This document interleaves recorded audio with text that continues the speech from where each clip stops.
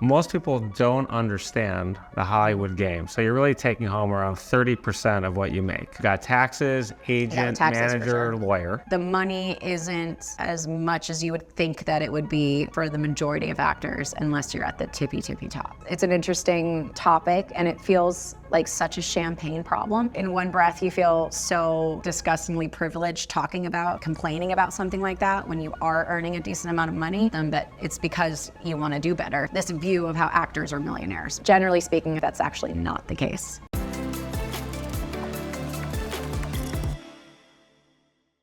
You're listening to part 2 of my awesome podcast with Sasha Pieterse. She's an amazing award-winning actress, singer, songwriter, entrepreneur, one of my favorite guests of all time. We talked about how she started her career at 3.5, got an agent at 4.5, her 8 years on the hit TV show Pretty Little Liars, one of the most successful TV shows of all time. We talked about what it's like to be a child actor and growing up on set and being homeschooled and graduating high school when she was 14 years old and being recognized for the first time. We talked about what it's like to be on set and actors and insecurity and being naked on set and what it's like as a woman to be naked with a man on set while you're married. Then we moved into her career, her future career as an entrepreneur with an amazing company called Hippie Water, a cannabis-infused beverage drink, which she hopes to have a unicorn exit. If you haven't listened to part 1 yet, be sure to tune in that one first. Now, without further ado, here's part 2 of my awesome interview with Sasha. Can you be successful without being passionate about what you're doing? I mean, my first instinct is yes, actually. And I'm going to say yes because there are certain jobs that, you can be successful in it even if your heart's not in it, traditionally speaking. Like what? An office job that you might climb the ladder, you might be smart enough to do it, but your heart's not in it. I think that there are things that you can always succeed in, but what's more important is your happiness, because you could do that job, you could make a lot of money, but you could just be so unhappy. And I think if you're doing anything for the wrong reasons, it's not going to be rewarding, even if that means a pay cut. I think passion is always something that should come first, because naturally, even if it's much harder than everything that you've done before, it's rewarding. And I think as people, that is actually what fuels our happiness. And your passion could be, a family. It doesn't matter what your passion is. I think it's just more about making sure that you're creative. It's like I want to become a certain thing and I'm really passionate about it, and I might have to do creative things to get there, whether that means multiple jobs, whether that means taking a chance and moving somewhere, whether that means putting yourself out there on social media, or cold calling, or doing things that make you uncomfortable to try and get ahead. I think generally speaking, passion comes with hurdles. One of the things that's contributed. Does that make sense? Sure. Okay. Passion means different things to different people. Yeah. For sure. I believe that passion is also not required to be hugely successful, but it certainly helps a great deal. Yeah. You wake up, you want to be excited about what you're doing every day, and I'm very fortunate today I have that luxury. Where in my career, when I started out as a lawyer. I hated being a lawyer, hated law school, but it was a means to an end. Let's talk about something that's contributed to my success, something I call extreme preparation. Please. Which means when someone may prepare 2 hours for something or 3, I may prepare 10, 20, in some cases for a corporate pitch or an investor pitch, in one case is 70 hours, and we didn't get it, by the way. How has extreme preparation led to your success, and can you give some examples? Yeah, I mean, I think that's a great question, and it's so true. I think there's a couple of things to remember with that. It's also the type of energy that you're putting in. So you might give 70 hours to something, but you might be in a toxic headspace, and really your productivity of that preparation could really be that 3 hours that somebody put in that 3 hours. I think we naturally overthink, or at least I do. I naturally overthink things. If I spend too much time on it or I don't take breaks. I think that, preparation is so important, and I think it's the foundation for luck. So I always say, try your best, prepare as best as you can, know as much as you can about a subject, but also don't waste your mental health on it. Like if you're prepping to a point where it's just driving you crazy and you're not thinking straight and you're sacrificing, your self-care, it doesn't matter if you prepped for 7 hours, it might not be the right thing. You might get into a position where you're like, well, either I forgot about that, or I forgot about the intention, or it's turned into something that wasn't true. Not to say that if you need 70 hours, you shouldn't do it. It's just more about, I think, always figuring out the quality of your preparation. So if I'm prepping to interview somebody for my podcast, I do want to spend a lot of time digging into them and seeing, maybe finding questions that nobody's asked them before, or things that I find interesting about them. And that could take a couple hours, that could take, a couple days. But I think making sure that you just figure out what is good for you. And it feels like a cop-out saying that, but I think there's a difference between giving quality energy and half-assed energy. And so if you know you need a certain amount of things done to achieve something, you need to do those as best as you can, no matter how long it takes. But to say that somebody's little bit of prep is not as good as your 70 hours of prep is not always the case. And ultimately, both people, both circumstances might fail. So I think it's generally about monitoring what is needed, taking time to make sure that you're mentally okay to keep on plugging away at something to get the best result. So I think for different people work differently. Their minds are different. Your circumstances are different. The time that you can put to things is different. And as long as the energy is there with the right intention, I think you'll be better off regardless if that thing fails or not. One of the things that all of us have to get over to be successful is getting over challenges. You had a major health challenge. Can you tell us about PCOS and how that's affected your life and how you're doing with it today? Yeah, so when I briefly reference the growing up on screen sometimes being a negative, this is kind of what I mean. So I have something called polycystic ovary syndrome, which is a silly name actually because not everybody with PCOS has cysts on their ovaries, so I feel like they need to kind of update that. But I think it's 99.9% in females. I think it's a very, very low population, hence the cysts on your ovaries. That can happen to men. But for the most part, this is a female disease. And right now, it's not curable. It's more about trying to get to a balance where it's dormant. And so I had no idea what the hell that was.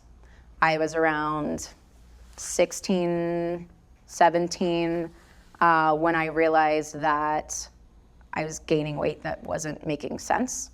70 pounds. I gained 70 pounds in a year. Yeah. No matter what I did. Wasn't like, I wasn't trying. It was just everything that I was trying to do was going, it was like my body was rejecting it. Like if I ate a salad, I would feel nauseous. And like my workouts, I would faint. Like it was drastic. And I just could not figure it out. I went to multiple gynecologists. I was like, maybe it's my thyroid. I've never had regular periods. Every gynecologist was like, you're young, it'll regulate, or you must be lying about what you're eating, or let me put you on all of these pills, or, it was always something, and never truly listening to me.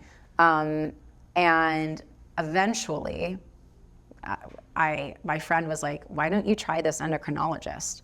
And endocrinologist, one of the things that they focus on is hormone-based issues. And at that point, I was like, sure, like I don't even know. I'll try anything at this point. She gave me a blood panel. I gave her my symptoms, and she's like, I think you have PCOS. Let's see the results from this blood test, and we should have a better idea. I was like, well, what is PCOS? It looks different on everybody, which is also a hard thing. So most women gain a lot of weight and don't have regular periods. Some women are normal weight for their, for their height and weight, and their height and age, but they've got terrible gastro issues, or they have cysts on their ovaries that burst and it's extremely painful. Most people have a hard time with fertility, but just looking at somebody, it can look different on everybody, or on every woman. So turns out I had PCOS, and I was able to talk about it and finally have an answer to what I had been searching for, which at that point I was 20.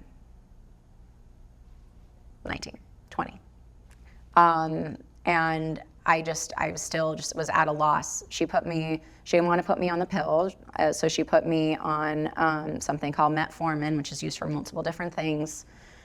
It started to work slowly. A lot of it was diet and exercise related, but not because I wasn't trying to do the right things. It was because PCOS responds to different things. So PCOS, low carb diet is good for PCOS. And I went on that, and I saw almost immediate changes.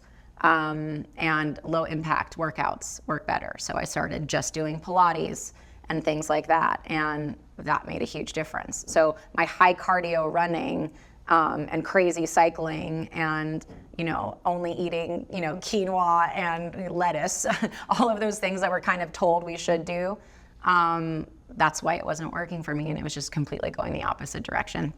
So I got some guidance, and it really started helping. But I'm going to go in two different directions here. While all that was happening, I was on a TV show. I was playing the it girl. Most of the time, your it girl, didn't look like me.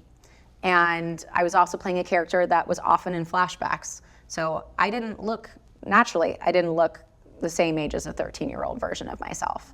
And so I was really lucky that our showrunners and our writers were really sensitive to it, but nobody else was. And I mean, you didn't even know what it was at the time. I didn't know what it was, so of course it was like, she must be pregnant, or, or for whatever, lots of people had different things that they threw at me. But in a way, thank goodness I was on a show, because I was unhireable. Designers wouldn't dress me. I was told that I should just go to Saks. So it's one of those things where we feel like things are moving in a positive direction as far as the industry goes, and in a lot of ways we have.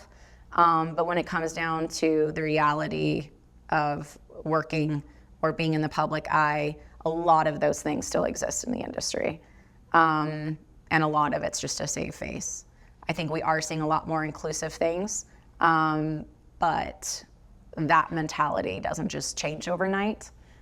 So a lot of that is still there. So I went through a really difficult process with my mental health. And in so many ways, I can't even sit here and tell you how I got through it, other than the fact that I had an amazing support system. So through the majority of that time, not knowing what was happening to me, I had a close circle of people that were committed to making sure that I was okay. If I didn't have that, I could be in a totally different position right now. Were you thinking you weren't okay? I mean, suicidal thoughts to that point? It wasn't to that degree, but I feel like without positive people around me, I could have easily gotten there. Yeah. You were being fat shamed. Yeah, of course. In public, on Instagram. I remember saying something like, listen, guys, I don't even know what's going on with me. I eventually addressed it, because I was like, I'm not pregnant. I'm not, any of the things that they're calling me. I'm here telling you, I don't know what it is, and I'm working on it. But also, in so many ways, I look back at that and also say, I didn't owe anybody an explanation. I knew this was a health issue that I was trying to figure out. And as much as I understood why people were confused and assuming, I still didn't owe them an explanation. But it's just a very hard place to be in, because so many women have PCOS. So many women don't know or don't talk about it, and it affects their life dramatically. And I'm glad that I have the platform to talk about it, because I've had endless women come to me saying, in person and online, saying, I had nobody else to talk to, or because you talked about it, I went and got checked. and it turns out I have it. Or, like infinite things like that where it's a support system, because I was under a microscope. Like everybody was talking about it with me. And so I was living a different version of it, but it's very personal and it affects so many aspects of your life. Just to have doctors say that they don't believe you, or, not listen, or just say that like, it'll change when you get older. I'm just like, I'm already an adult. What do you mean? It's crazy to not have doctors listen to you. So one of my big things that I say is like, get second, third, 10 opinions. You had 16 gynecologists, I think, turn you away. Yeah. And it took one endocrinologist. It's crazy, right? Crazy. So it's first finding somebody that will listen to you and is willing to try and figure it out, even if they don't think that what you're thinking is happening to you is happening. Generally speaking, if your body is feeling off, there's a reason for it. Right, 8 to 13% of PCOS cases go undiagnosed. Yep. And the other thing that's really sad and unfortunate is the fact that PCOS can lead to other things. It can make or trigger endometriosis. It can trigger, or later in life, you could have diabetes. You can have gestational diabetes when you're pregnant. You have a much higher risk of having that. You can have cancer in your ovaries. You can have lots of different things can happen to you because something goes undiagnosed like that. Fertility is just a big one in general. I was super lucky to get pregnant naturally. And I definitely give that up to my endocrinologist helping me balance it. And there's another amazing thing that happened. And this is, I don't want to say the wrong percentage, but it's like 0.05% of women that this happens to. Hopefully it's higher, to be honest, but I don't think it is.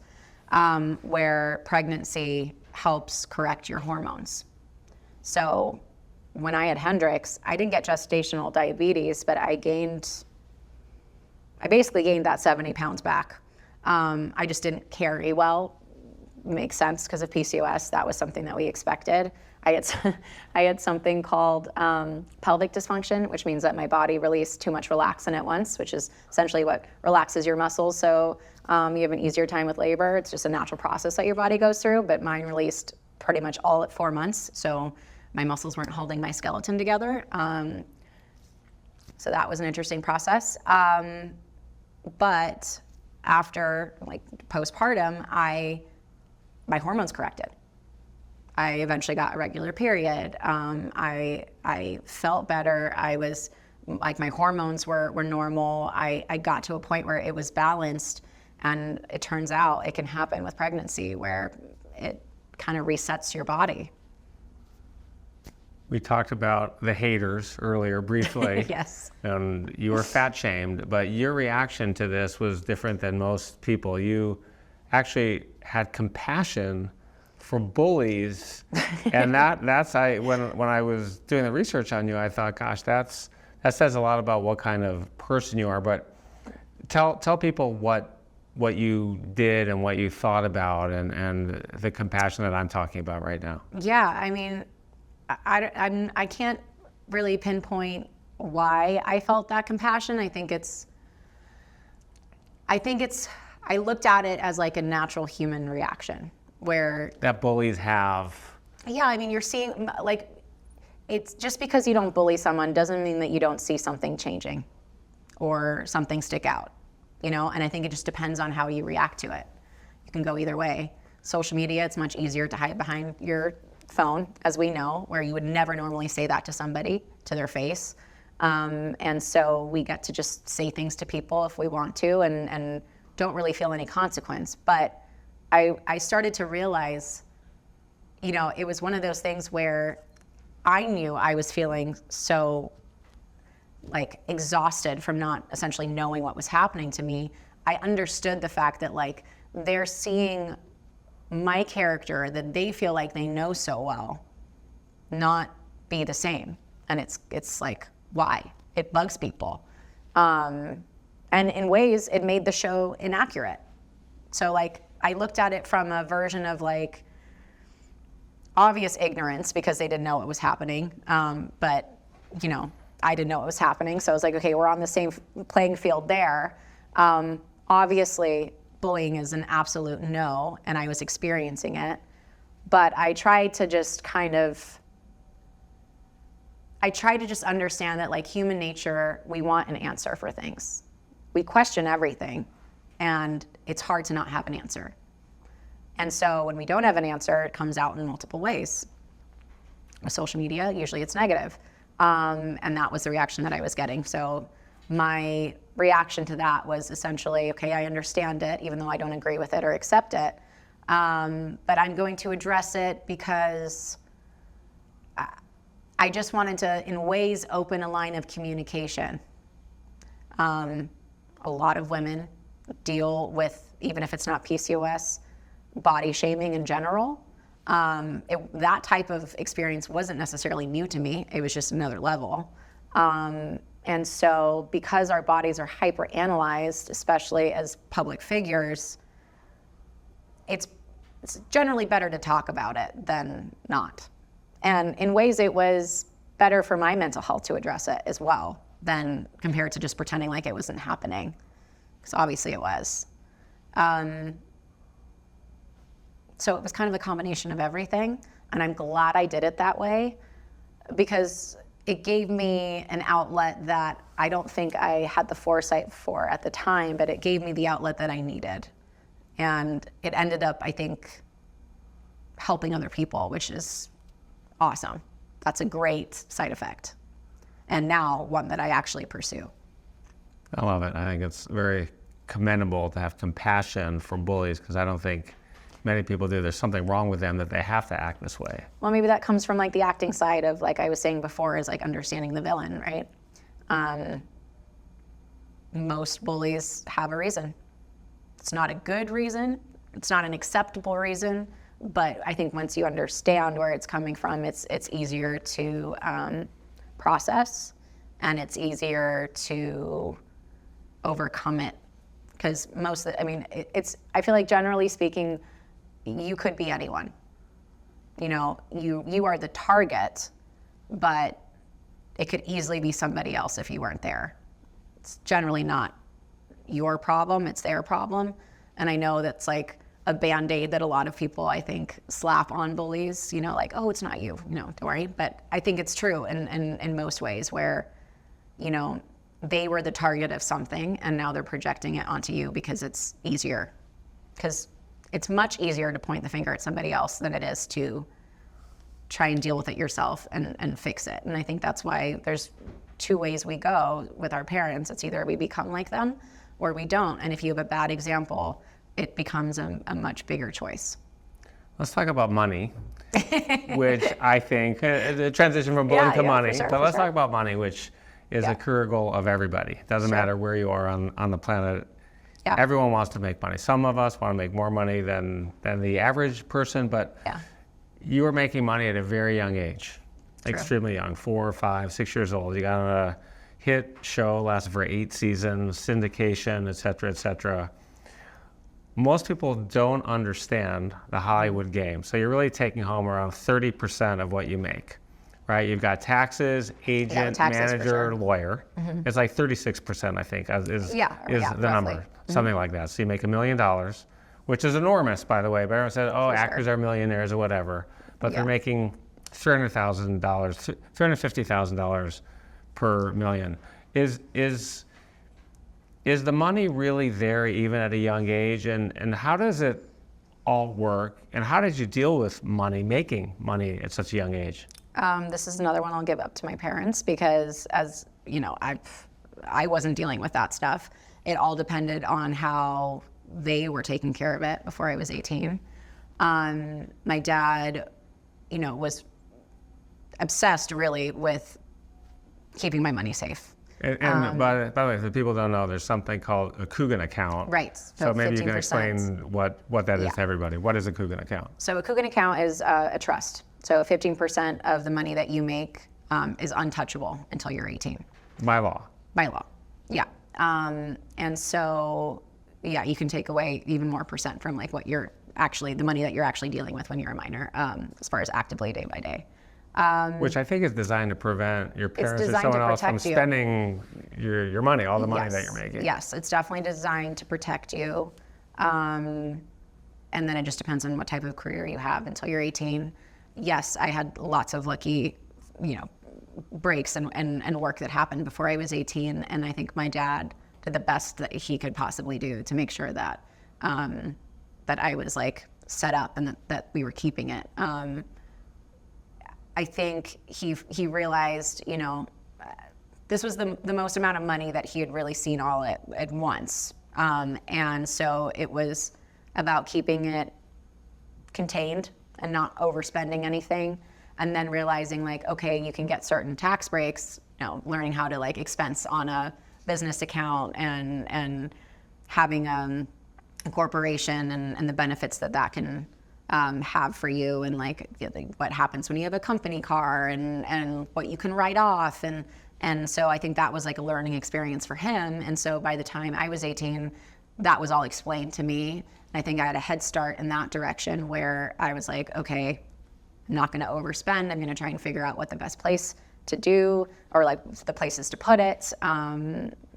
Real estate, investing, and all of those things. You do your best, and that's where the failure starts. There's lots of learning curves, And lots of bad people trying to get at your money as well. Yeah, absolutely. I mean, it's people come out of the woodworks for sure they do. But to kind of answer your first question about the type of money actors make, I hate saying that it's not a lot, because obviously it is in so many ways. I think a lot of people that have like seasonal jobs will understand this, where you make a big chunk of money, but then it needs to last until the next thing that you do. And so I think what happens to a lot of actors is they get a big chunk of money and then they spend it too fast, and then they don't have enough money before the next job. And so I think especially as a young actor, that can easily happen to you when you're not, if you don't have any experience with it. It's like these big highs and these big lows.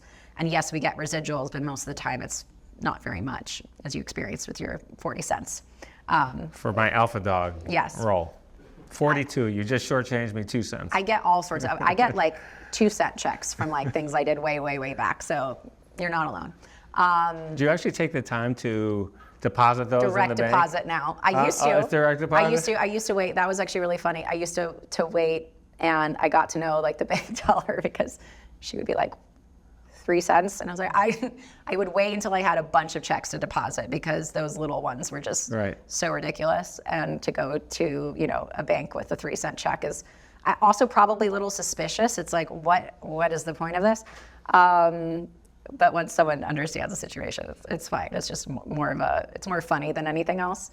Now that we've got good old direct deposit from SAG, we're cleared and we don't have to worry about that anymore. So that's that's nice.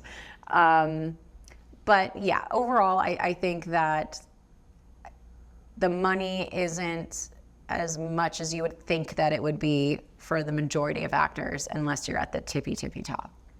And then there is the money gap, or like the pay gap between men and women, which I don't know. I guess I was a little bit surprised that it was still like that in the industry, but certain things reveal themselves.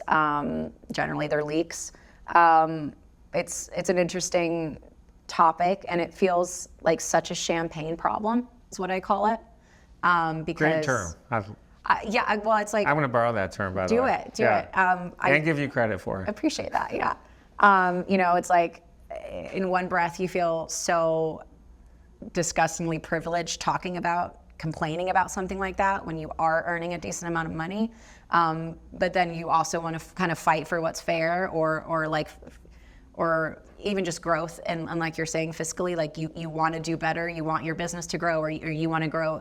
And so the things that you're complaining about, you feel weird complaining about them, but it's because you want to do better. So it's this constant like dance. I think if you're a fairly healthy person, it's a dance. But that is, I've been in situations where I found out what male co-stars were getting paid, and it was like, what?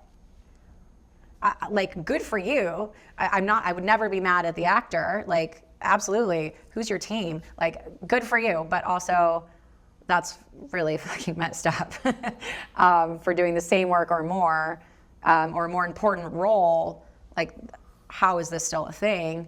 And, you know, I don't even really know how much farther to go with that, but I was more so just pointing it out because of this, I guess, this view of how actors are millionaires, because generally speaking, I feel like that's actually not the case. You're saying that famous actors Yeah. who have been regulars on shows for years Yeah. are not millionaires? No. Most of them are not. But from what I know from my friends in the industry, regulars on shows get between $10,000 per episode up to, I mean, obviously if you're the top, $1 million per episode. But I think on a regular show, and again, there's fewer scripted shows today than there were 10 years ago. For sure.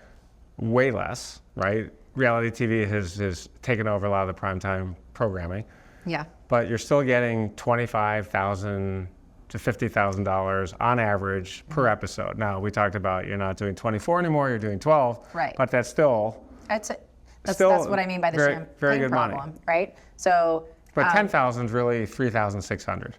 Right. If you really want to break it down that way, which is correct, yeah, it looks a lot smaller. But I think... But you are a millionaire at this point. I mean... Cumulatively with assets and yeah, exactly. If you're doing it right and the snowball effect happens, like, of course, if you're doing it right, there's definitely ways to get there. But if there's big gaps in your career, you definitely hope you would have put it in the right spot in order to fill that gap, because those runways, you know, will run out eventually, depending on how long it takes between projects. So setting certain things in place, like an investment property, or properties, hopefully, things like that help. Yeah. But you need somebody to help you with that, to tell you like, hey, maybe that's a good idea, or maybe something that you've learned, because most actors are like, well, no, I want to be an actor. I want to be successful in my industry. But if they're not putting their money in the right places when they get it, you'll be on unemployment, like like other people that lose their jobs. And that is a case of just misspending, but also just how volatile the industry is. Like, you might have work right now, but your show could get canceled, or it could be a one-off, and then you don't know when your next job is coming. You may never work again. You may never work again, and then what, right? But I would say a good example of like the crazy amount of like the range of money that you could make on a show in particular. A good example with us on PLL, a lot of our paychecks were different. So I'm not going to give away too much information on that side.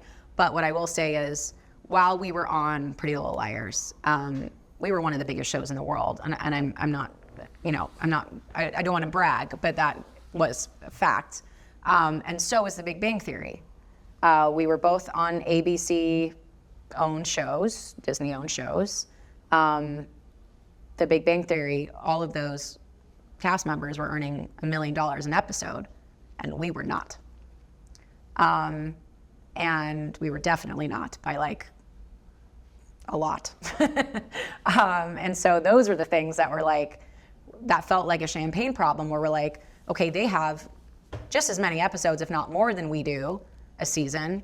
And we actually, technically, not knocking their talent, they're incredible actors. As far as hourly goes, they're on a comedy. We work way longer hours than they do. And we're not understanding why this is the case. And generally speaking, you often, I would say, don't necessarily get rewarded for it.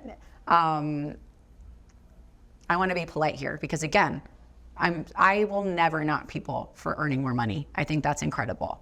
It becomes like a systemic problem versus what other people are achieving. Those are the things that don't make sense to me, where I'm like, why is this the case?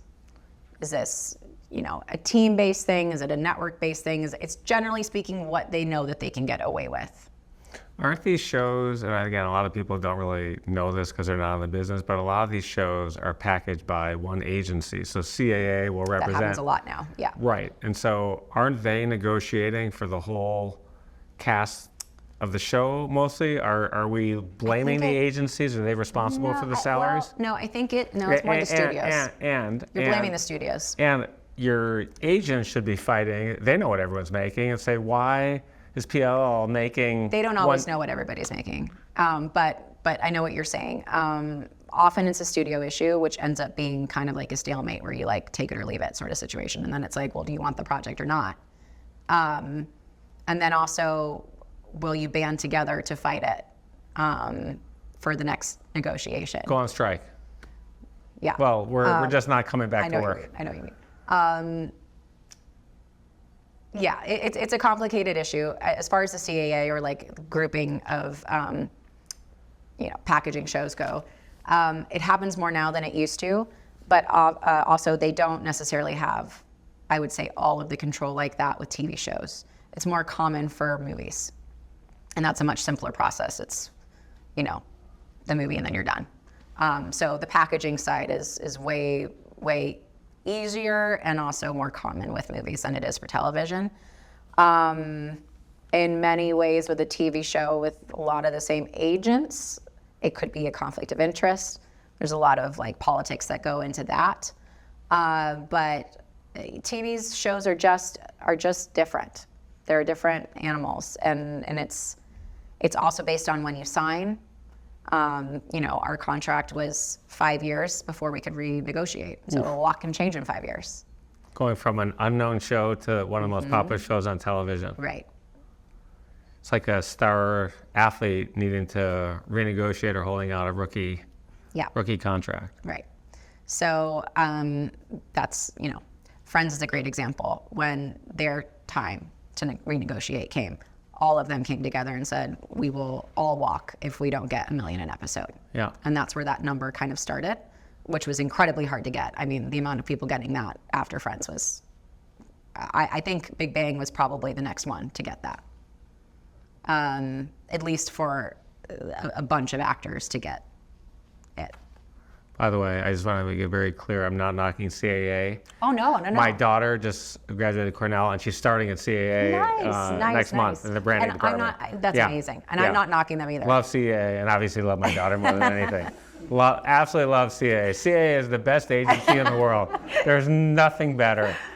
No, I really don't think that. I mean, of course, it's like every component matters, and your lawyer and your agency is going to try and get you the best possible deal as possible. It only serves them, but it'll come down to like the studio and the production companies and what they're willing to do, what they're pocketing, what they're allocating to certain things, how big the production goes. For both Big Bang Theory and Pretty Little Liars, we both filmed on the same lot. So I think that was the other thing. We were like, I see you. We clock in and out, like, what is happening here? Hey, that's a nice Lamborghini you got over there. Right, exactly. Yeah, I like your Prius. Yeah, exactly. That's and we were all, I feel like, good-spirited about it, but it annoyed us every time we would like talk about it as a group. We're like, why is this happening? And it comes down to what they can get away with. You've had multiple careers. Now you're an entrepreneur. We are now going to talk about Hippie Water. Yay. So here's Hippie Water. Tell us about Hippie Water. Yeah. What it is, what the idea is, and what your goals are for it. So Hippie Water is hemp-derived, cannabis-infused social tonic. Like a seltzer, but better. That's kind of how we describe it. It is low sugar. There's no sugar added. It comes from juice, so it's 15% juice. It's a low dose 5 milligram hemp-derived THC. I'll explain why that's important. The juice comes from Italy. We're a nano emulsion, so everything is easily and evenly distributed in the drink. It tastes delicious. What did I miss? Did I say 35 calories and under? Yeah. It's an amazing beverage, just the way that it tastes, and I'm not being biased. It really is an incredible product. I love it. I've tried endless cannabis beverages now, and I really truly feel like ours stands out as at least in the top 3. It's delicious and it gives the perfect buzz. Like one can, everybody's different, but one can feels like your first cocktail. 2 cans for most people feels like 2 cocktails. I'm like a 3-can person. You said you are a 3-can person? You have within you built hours. up some tolerance at this point. Anyway. But this is a social drink, Yes. as if you would have a cocktail or a beer instead. So, You're now yes. drinking It's an cannabis alcohol infused. alternative. Okay, alcohol. It's an alcohol alternative, or it's a side by side. Do you drink it to get buzzed? Yeah. So Either to relax right. or to party, depending on how many you take. Okay. But it's meant to replace. We have, I feel like socially we have a bit of an oral fixation, whether that's having a drink in your hand or smoking a cigarette, or smoking weed, whatever it is.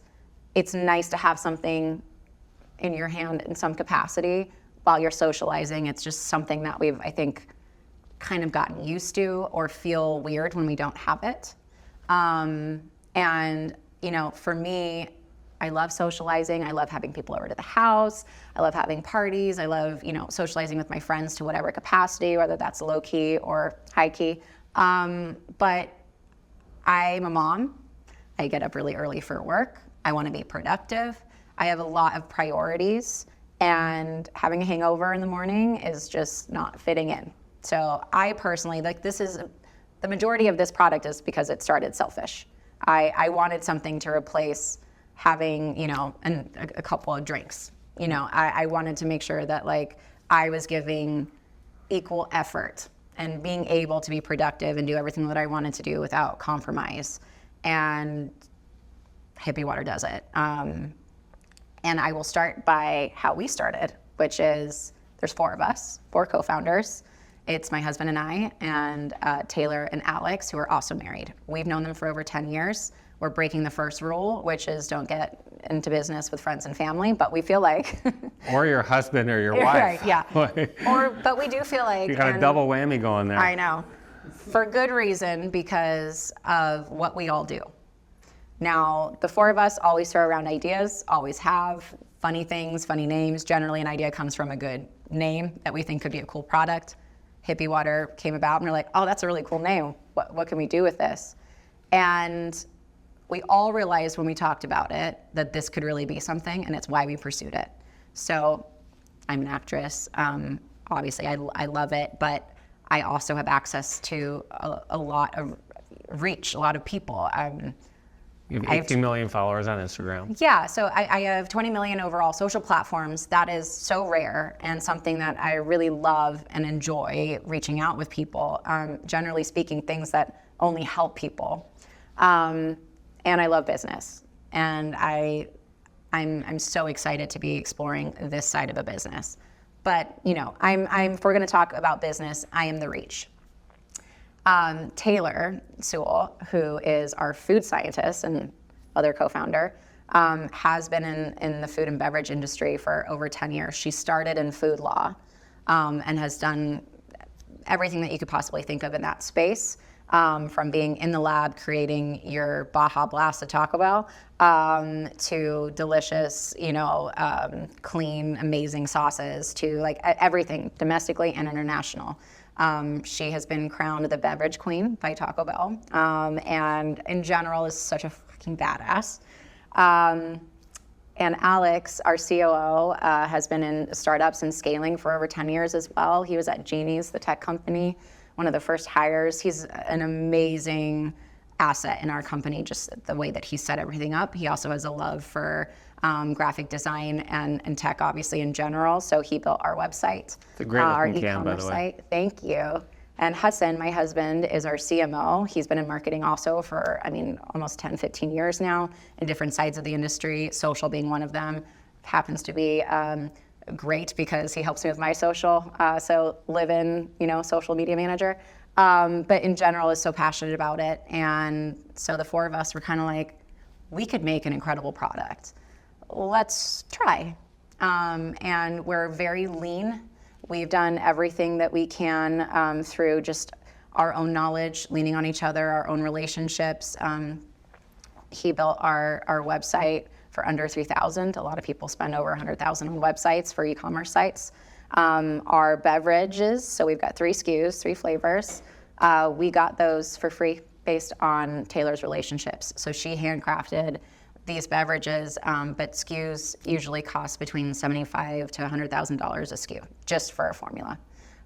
So we own our formulations. It's absolutely delicious. It's a product that we are so passionate about. It does what it says it does, which is also unique. It's not white labeled. A lot of cannabis beverages are made by the same manufacturer. They slap a name on it or they slap a celebrity to it. And, you know, it tastes the same as a lot of other things. We also have a no dank policy, which means that you don't taste our weed in the drinks. And now, You have a no what policy? A no dank policy. No dank policy. No dank policy. So, does anybody wanted to help describe that? You can take that away. Describe what that means. No. Dank is like the taste of weed or the smell of weed, and so we have a no dank policy. You'll taste our drink, and you won't be like, wow, that tastes like weed. Okay. Now, the hemp-derived versus the marijuana-derived. So this is like a big thing in our industry as cannabis as a whole. Obviously, marijuana has had lots of struggles in their industry. Just federally speaking, it's been a really rough journey for them. And we were going to start as a marijuana-based drink in Colorado. That was our plan. Taylor is incredibly cautious when it comes to every safety standard you could possibly think of. She was nervous about hemp-derived because she didn't know a ton about it. But when we truly researched it, we realized that this is actually the best fit for our company. On a scientific level, the marijuana plant and the hemp plant are sister plants. They both produce THC and CBD. The marijuana plant produces more THC than CBD. The hemp plant produces more CBD than THC. Molecularly, they are exactly the same. So Delta 9 is what most people understand when it comes to hemp-derived THC. It's what's most commonly used. So that is what we have. The reason that we went with hemp is because we are treated like a normal business. There is a bill in place called the Farm Bill, and hemp-derived beverages are now allowed. Hemp products in general with THC are now allowed, as long as they're under a certain dry weight volume, which we easily fall into. We can ship across state lines. We are federally in that legal bracket. We get all the write-offs that a normal business does, which marijuana-based companies do not.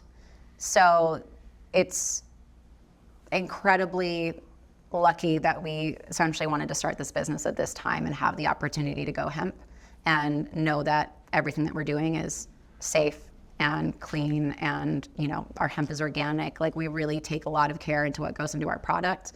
We also make sure that every single can gets tested to the point where we know the accuracy of every single can's potency.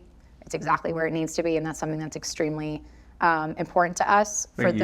You test every can before it's canned, before it's bottled. Yeah. So to make sure that 5 milligram is correct. So the industry as a whole, there can be a lot of inconsistency. So like, a lot of people have had really bad experiences with edibles. Naturally, I understand that. I've had 1 or 2 myself. And I just want to preface with, I am, and still not really, other than hippie water, I'm not a big cannabis user. I never was. I signed DARE. I was like, no drugs. I understood the category that my mom and dad placed it under, even though no, I think it's incorrect. But it was never something that was part of my lifestyle until now. And now that I know so much more about it, I understand it and I respect it, and I see how much healthier it is in so many ways.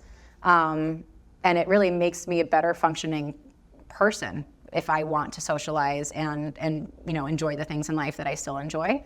So I'm so thankful for it.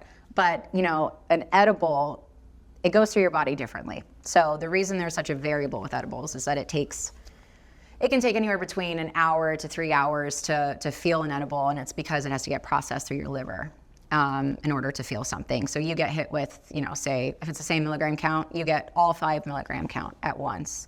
And you think you're taking a 5 milligram edible, but sometimes it's inconsistent, and it might be way more than that, it might be way less than that, and it's really tricky. with cannabis beverages, it takes about 10 to 20 minutes, depending on the person, for you to immediately feel it or initially feel it. And it's gradual, and then it tapers off much faster. And so the reason we like that is because it's almost exactly like you would experience an alcohol beverage or alcoholic beverage. So, you don't, well, sometimes you do, but you don't chug the can immediately. You sip it like you would a cocktail or a beer or a glass of wine. And in that 10, 15 minutes, you start to feel it like you would any other alcoholic beverage. And then you can start controlling the level that you want. You can take a break from it. You can keep sipping it. You can essentially control your high compared to an edible or a quick head high from smoking a joint. And you buy this on your website, DTC only. Yeah, well, no, not yet, not only. D2C is how we initially started, and we love D2C. It's, our profit margins are good. We get it to as many people, as we can. But we have seen a really big spike in our distribution. We're really exploring that. We thought it would take longer, but we've thankfully had a lot of great opportunities that we've taken advantage of. Ironically, Nashville and Tennessee as a whole is a hub. It's a hot spot. They love it there. So we're in about 8 stores currently, and we're about to grow significantly. I can't say it yet, and I desperately want to, but as we say, you wait till the ink is dry, but there's more and more opportunities that are coming our way that we are so incredibly thankful for. And like we were saying, with preparation is luck, but it really is exciting to see hippie water in the wild and to see people enjoying it and experiencing it the way that we hoped that they would. Expanding into states as far as stores go is very, very tricky for CPG. So we're really happy that it's growing the way that it's growing. I love it. And I think I saw on your website you use Klarna as your payment tool. Oh yes, yeah, we do. So we can use that too, which marijuana companies cannot. Right. I'm an investor in Klarna, so I was happy to see that. Yeah. So Thank you for that. Appreciate that. Keep using it. I'm a very small investor. They raise billions of dollars. Well, but the thing is, it's a great example of some of the challenges that you can face in this industry. Even though everything is above board and we're completely legal, there are some companies that just won't work with you. Yeah, banks won't touch marijuana companies. There's only certain banks, yeah, exactly. So there's a couple banks, obviously one that we work through that will take cannabis, but it's incredibly difficult in that respect. We have specific lawyers for cannabis in general to cover all bases. We couldn't use some credit card processors because they wouldn't work with us. So there's certain hurdles and challenges that other businesses don't have. But yeah, we're working through it. We're climbing the mountain. Can you say how much money you put in to start the company? Yeah, actually I can. So like I said, we were really lean. We started with $30K to get it, but to where it was before our first inventory run with investors. And how much money have you raised? We have only raised on purpose for our first run, I think it was $115,000 to get our inventory runs out initially, and now we're raising a lot more. So that was strategic. We wanted to get it out there, and really make it a product that people started believing in before our big race. You're talking to VC firms right now. Yeah, which is also challenging because a lot of VCs don't invest in vice products, which we understand. And we were also a pre-product raise. We were pre-seed, so we're like, invest in this kind of risky product because you don't really know the industry and you're a VC that doesn't invest in vices. It's difficult. And we've seen a dramatic shift in that now that we're post-launch. Yeah. Well, I'm happy to give you some advice on that and maybe some intros there as well. That would be wonderful. Thank you. Of course. Yeah. So let's talk about, we have a little bit of time left. I want to talk about your podcast. So tell us about your podcast, what you're trying to do with it. And I think you have a great niche that you're attacking and addressing there. Yeah, so it's called Women in the Nude Podcast. It's kind of cheeky. But, I started this podcast kind of because of PCOS, where I realized I had such a cool community of women, and not a lot of women have that. And I wanted to share that. I had an issue with PCOS that I didn't know of and hadn't heard of until it happened to me. I wanted to talk about that. I wanted to talk about women in business. I wanted to talk about mental health, self-care, sex, all the taboo things that a lot of women don't have anyone to talk to about. I wanted to share that. I want really cool people on the show from different walks of life to different types of business.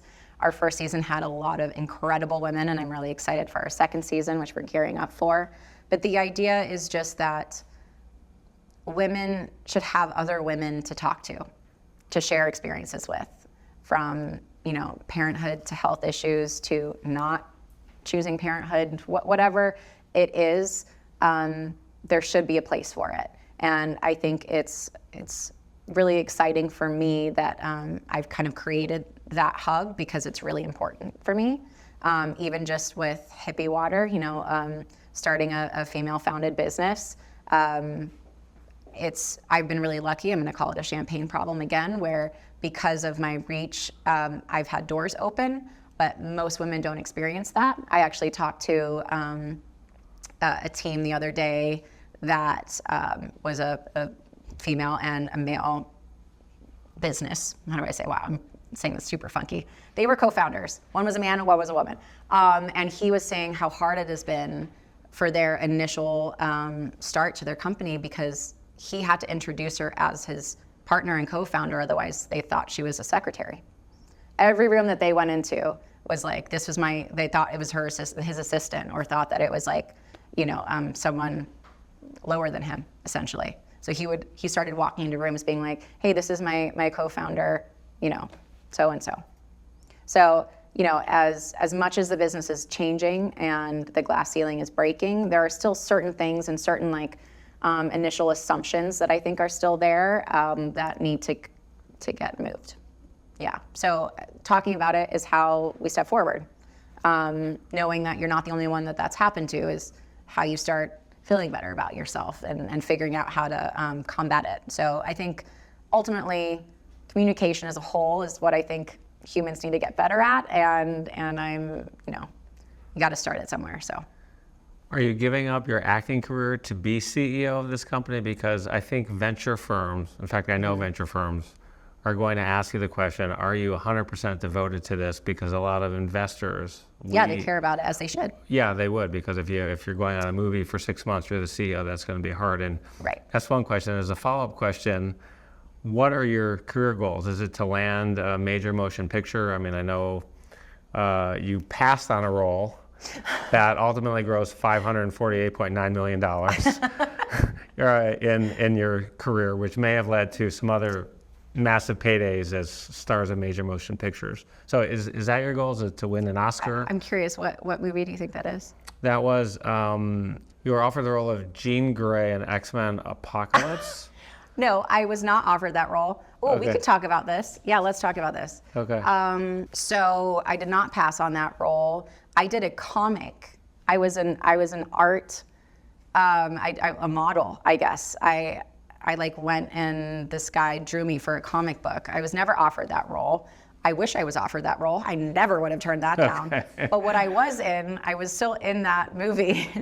I was totally unrelated. I sat in a trailer for about 10 hours for them to decide if they wanted me or not after the audition, which now is not legal, for them to decide between me and this other poor girl in another trailer. We both got sent to hair and makeup as a test. I ended up getting it, which sucks for her because she waited just as long as I did. I got onto set. This is X-Men First Class. I got onto set and I was there for maybe 15 minutes. All I had to do was stand in front of a green screen that ended up being an aquarium and turn down the guy that was hitting on me. That was my reality of X-Men First Class. Okay. You made the movie.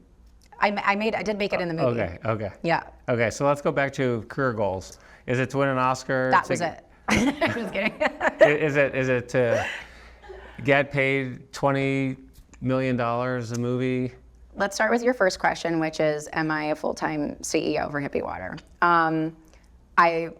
Acting will always be first. However, I am extremely good at multitasking. And Hippie Water, I am also a full-time CEO. I'm very present. I take every meeting I possibly can. I would say 99.9% of the meetings I've been a part of. I deeply care about the company, not just because I'm here when it started, but just because I believe in the product and I believe in where it's going. I'm also committed to being a good CEO, but also striving in business. Of course, I'm here for Hippie Water, but I see my career as an entrepreneur and co-founder going many places, not just with Hippie Water. So that type of avenue I'm committed to in general. I'm committed to being a strong woman in business. So, I'm not one of those celebrity companies where you attach my name, I post it on my social, I show up for things every now and then, and that's it. I'm deeply a part of the creative process and for the projection of the company. So I'm very fully invested.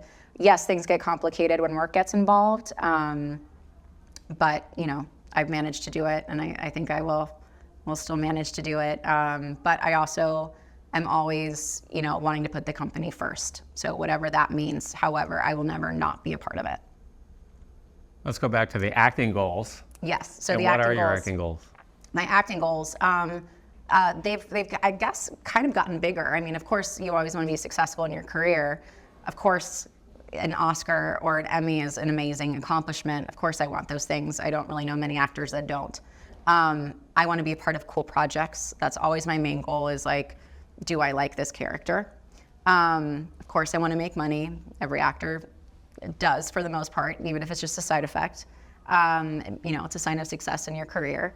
But I also want to create. So I'm also writing and producing and would like to take my stab at directing. And I love the industry. I love making things, and that will never not be a passion for me. So ultimately, a cool character and a cool project comes first.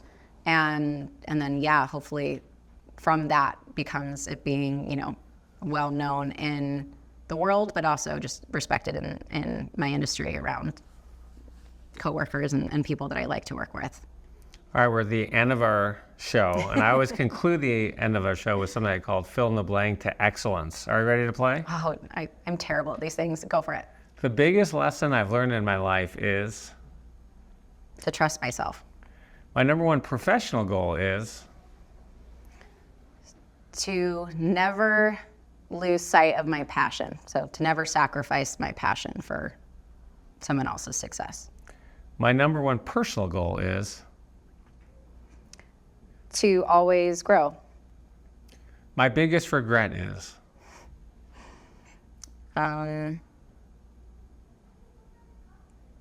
Not working on procrastination faster. my biggest fear is Losing family members. Sorry, that was really dark, but losing family members. the craziest thing that's happened in my career is Leaving an audition and nailing the biggest project I've ever done. which was, Inherent Vice. and why do you consider that the biggest project? Because I got to work with people that I've admired for my entire career, entire life. We didn't talk about that one, did we? We didn't. I did well with Joaquin Phoenix. So it was called Inherent Vice. Paul Thomas Anderson directed it. I was playing opposite Joaquin and Martin Short. And that cast was incredible. I included Josh Brolin and Benicio del Toro, Owen Wilson. But I had one of my favorite experiences of my entire career, and it was Offset. We were flying for press in New York. It was my first time on a private jet. And it was me, Benicio del Toro, Martin Short, Josh Brolin, and Joaquin, and we played bullshit, and I swiped them. I won a lot of money on that plane.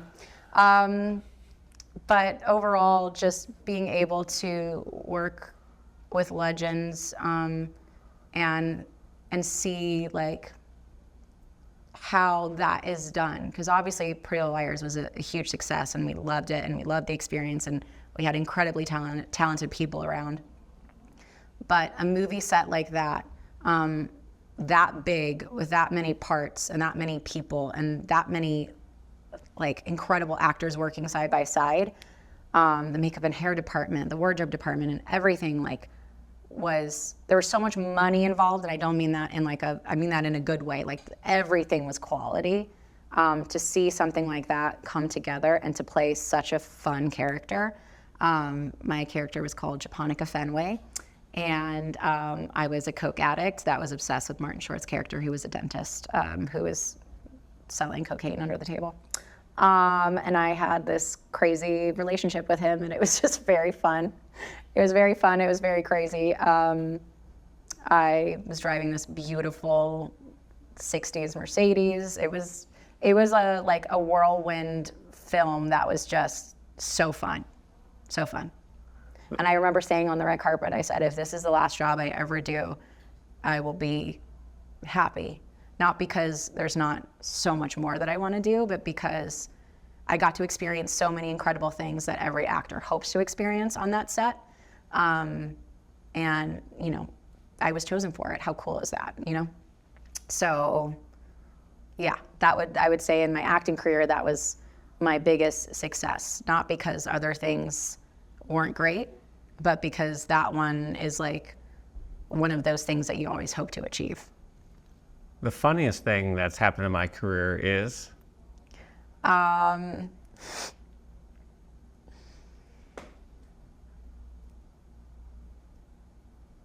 don't know. I feel like there's a lot of inappropriate things that I can't say on this show. Well, let's toe the line on that one a little bit. We can let's push it a little bit.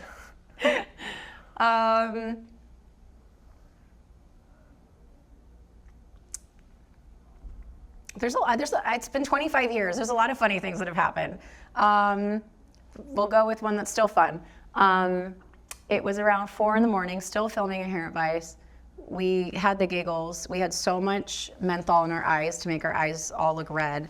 And we laughed so hard that I had a couple of them laughing on me and just snot. I had people's random snot everywhere on my body. That was weird. But so funny. It was one of those moments where you're we couldn't get out of the car. It's so late, it's early. It was really something stupid we were laughing at, and it's just one of those pinch me moments. But I can't tell you what we were laughing about, but I can tell you it was really funny, and there was a lot of snot on me, which is kind of gross, but it was fun. The best advice I've ever received is? To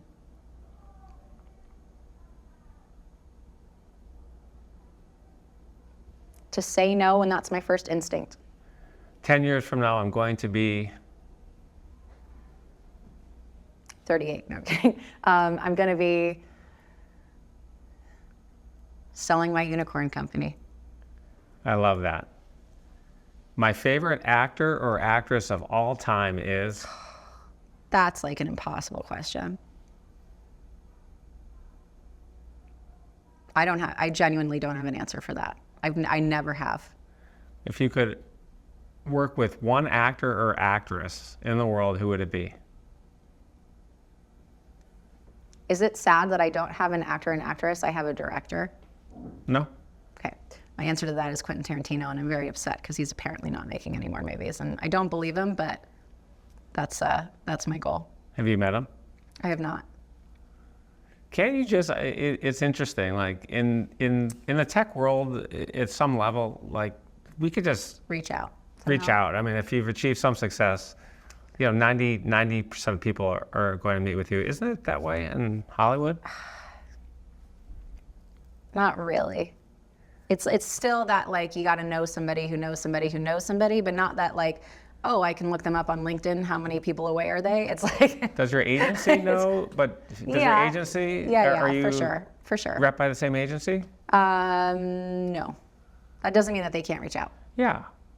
What do you think would happen if your agent, who represents you? It's usually gatekeeping, or they'll just Yeah, but what if you just say, hey, your agent calls his agent and say, hey, Sasha would just like to have a cup of coffee with you. You know what? You're right. I should do try. it. Why not? I'm going to challenge you to do. I'm going to challenge you tomorrow, or on the drive home, to call your agent. If you don't do it, it's never going to happen. As an entrepreneur, what could I lose? Right. If you Just don't to do it, know. you're not going to. So Yeah, that's you're my so challenge. right. That's my challenge to you. I love that. Okay. The one thing I've dreamt about doing for a long time but haven't is? Diving with great white sharks. If you could go back in time and tell your 21-year-old self one piece of advice, what would it be? Set more boundaries. If you could meet one person in the world, who would it be?